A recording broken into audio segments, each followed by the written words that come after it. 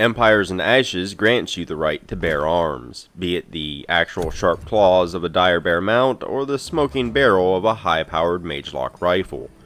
With the new Avian body type and Reaver culture that focuses on war spoils, you can even use the highly customizable faction creator to imbue the very spirit of a certain freedom-loving country into the game, complete with a symbolic eagle avatar, a bloated military budget, and a passion for bringing liberty to the other factions, assuming said factions have resources and land that you want, of course.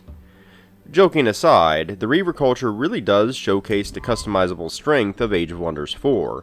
The faction itself looks inflexible, but can be made to bend into a variety of playstyle ideas through the creative tools that the game presents. Empires and Ashes is a meaty expansion that adds 4 new tomes, a brand new culture, story missions, a new optional victory condition, and plenty of other smaller additions that further expand the game. The face of the expansion is undoubtedly the Reaver culture. Reavers combine the chaos and materium aspects to form a society that combines magic and technology into devastating firearms.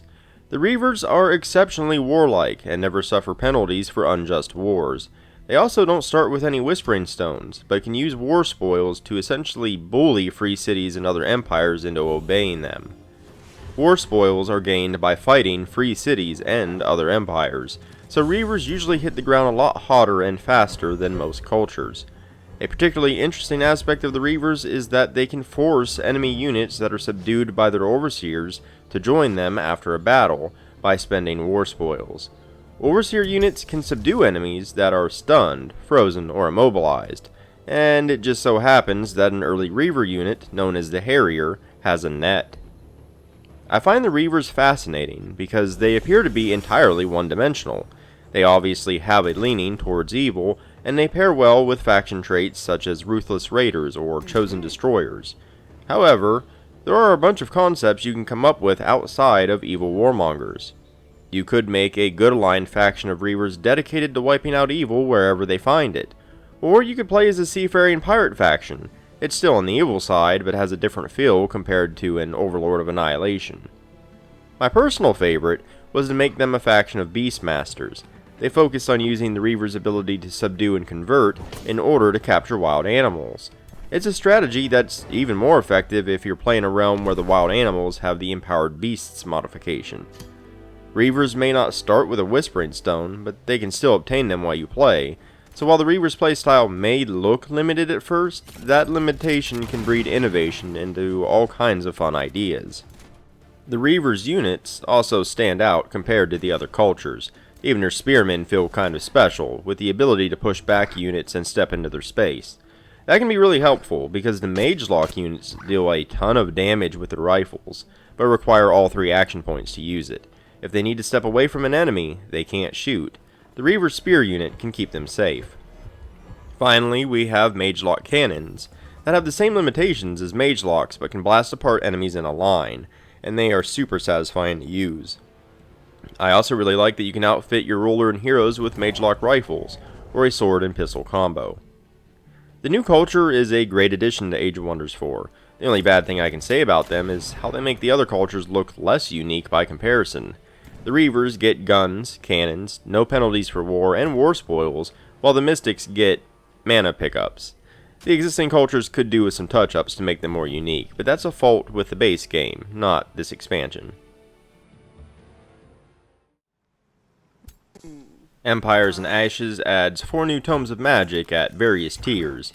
Like the tomes added in Dragon's Dawn, they have dual aspects. Each tome presented in Ashes and Empires is Materium and 1 other aspect.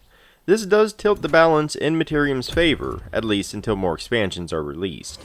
However, each of the 4 tomes fosters separate ideas and playstyles.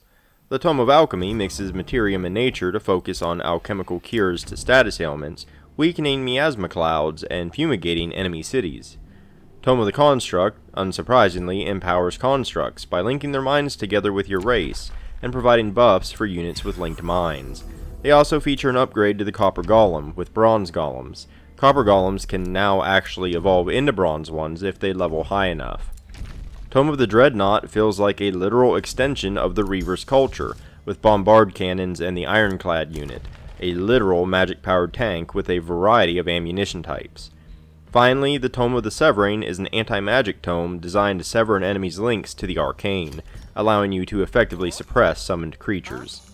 Each of the tomes goes a long way toward making the already expansive list of strategies available in Age of Wonders 4 even larger. They all manage to fill a few new niches and roles that weren't completely covered by existing tomes, although there are still some noticeable gaps that will hopefully be filled in later expansions, most notably the absence of a water-focused tome. Empires in Ashes brings a new form, the Avians, which gives you a nice feathered flavor for your various faction ideas. Forms are, of course, purely cosmetic, but new additions are always welcome. Bears are included as a wildlife unit and basic mount, but a trait can grant your faction powerful dire bears to ride around on. Other new units can be found within the world, such as scrap hermit crabs, and the larger living furnaces, as well as the terrifying new progenitor golem. A new optional victory condition can also be activated when making a realm. This new Seals victory condition places capture points around the map that add a point control mechanic to the game. These seals are guarded by the aforementioned progenitor golems and will come under siege by increasingly stronger armies the longer you hold them. It's a lot of fun, and it's a victory condition that the AI is pretty good at going for. The AI has been improved a ton since the game was released, but games are usually lost by you, the player, getting wiped out, as opposed to the AI fulfilling a victory condition. It's nice that they now have one that they can use to keep the pressure on. The expansion also adds a new Ancient Wonder. It's nice, but I've always felt that the game needs a larger variety of Ancient Wonders, and one is simply not enough. Beyond that, there are 2 new story realms to play that directly follow the storyline from the base game, as well as some really great sounding music tracks. Age of Wonders 4 directly benefits from pretty much any new addition that increases variety. Each new goodie introduced in Empires and Ashes is a welcome one, even if I would have liked to have seen more specific additions, such as more Ancient Wonders. The Golem update dropped for free alongside the new expansion. For informative purposes, these changes still bear mentioning because they are substantial, even though the update isn't technically part of the expansion. The body and mind traits have been overhauled. Instead of selecting a body and mind trait, you now have 5 points to spend on your choice of traits altogether. Additionally, new traits have been added, such as Hideous Stench and Athletics. The Pantheon has new cosmetics, as well as unlockable society traits and ruler weapons, including the ability for rulers to start with spears, which was definitely on my wish list. You can now disenchant items and use that essence to forge new ones. Magic materials that you control grant you new effects that you can forge onto your items, so this change has a twofold effect. You can now outfit your heroes with highly customizable magic items, and magic materials are now even more valuable because of what they contribute to the system. Vassals now actively help you in war, and you can choose what they target or defend. This makes vassals far more useful than they were before. A sore spot I had in my original Age of Wonders 4 review was how weird and clunky the sea combat was. It's still not perfect by any means, but water gameplay in general has been improved. There's a variety of improvements you can make on water provinces, and the visuals have been overhauled for embarked units. The different unit categories have their own ships now.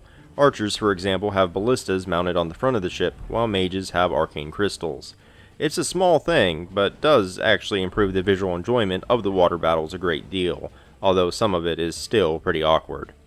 Regardless, the changes and additions made in the Golem update feel as impactful as the expansion itself, and it's nice to watch Age of Wonders 4 continue to improve.